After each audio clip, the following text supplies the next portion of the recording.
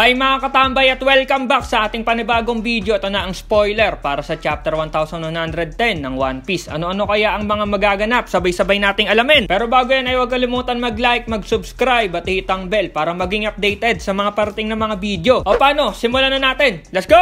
Marami nga tayong mga nasaksayang kaganapan sa mga nagdaang chapter. Ilan nga sa mga highlight ay ang paghahanda ni Vegapunk sa kanyang live broadcast para ma-reveal ang kung anong mga dapat ma-reveal at ang pagdating syempre ng apat pa na Gorosei na hindi natin inaasahan na pupunta sa Egghead Island dahil nga nangamba na sila sa gagawin ni Vegapunk. Napatanong din tayo dito kung kakayanin kaya ni Luffy yung apat pa na Gorosei na mukhang kasing lakas din ni Saturn. Ano-ano kaya ang mga malalaman natin dito sa spoiler? Nga pala yung spoiler na nakita natin ay medyo maikli lang at wala pang title pero sapat na para ma-excite tayo sa mga mangyayari sa parating na chapter. Ang cover page nga ng chapter ay makikita nga daw natin dito itong si Yamato na nilalakbay yung buong Wano. Diba ang cover page ngayon ay yung pangyayari pagkatapos ng gera sa Wano. At itong si Yamato daw ay inuumpisahan na yung pag-discover niya sa Wano. Ito na ang spoiler. Ayun nga dito, yung apat nga daw na mga Gorosei dumating na sa Egghead Island. Ibig sabihin, lumabas na sila doon sa portal ni Saturn. At makikita nga daw natin dito yung yokai form nila at sinabi na yung apat na to puro awakened. Nakatulad nga ni Saturn. Naku po, eto na, yari na. Ang hirap na ngang talunan ni Saturn, sumali pa yung apat na mga demonyo na to. Anyway, pinakita na nga yung itsura ng mga Gorosei na to sa demon form nila. Itong si Nasujuro daw ay wild horse yung form niya. Si Jupiter naman ay isang giant monster worm o parang uod o bulate. Si Valkyrie naman ay isang giant boar o baboy ramo. At itong si Mars naman ay isang malaking ibon daw. Medyo kakaiba yung mga form ng mga to at gaano kaya kalakas ang apat na Gorosei na dumating. At ayun, dahil nga nag-transform na sila, syempre sumugod agad itong limang Gorosei kay Luffy. Wala na daw intro-intro sa mga Gorosei. At itong si Luffy naghanda na din kahit nga nadagdagan na naman yung kalaban niya. Nang malapit na nga daw ang mga ito kay Luffy, bigla nga may dumating at ito na nga yung mga giant. Hindi sinabi kung sino yung mga to pero ang hula ko dito at mukhang tumama yung prediction ko na sila Dory at Brogy yung tutulong kay Luffy. At ayun nga, dumating na yung mga giant at sinabi na ito daw yung pumigil sa mga Gorosei. Ang saya niyan makita na may tutulong kay Luffy. Nakaka-excite. At ang panghuli nga ay may balita na tayo sa laban nila Zoro at Lucci. Syempre, si Zoro ang nanalo kaya okay na, wag na tayo mabahala na baka matalo pa itong makulit na to. Okay, maganda yung mga nalaman nating spoiler. Kahit na medyo nakakabahala itong apat na Gorosei na dumating, ay may mga sumulpot din na tulong kay Luffy. At si Zoro nga ay makakabalik na sa mga bida natin. Abang-abang na lang sa full chapter mga katambay, malapit na yan. Salamat sa pagnood at see you sa next video. Over na!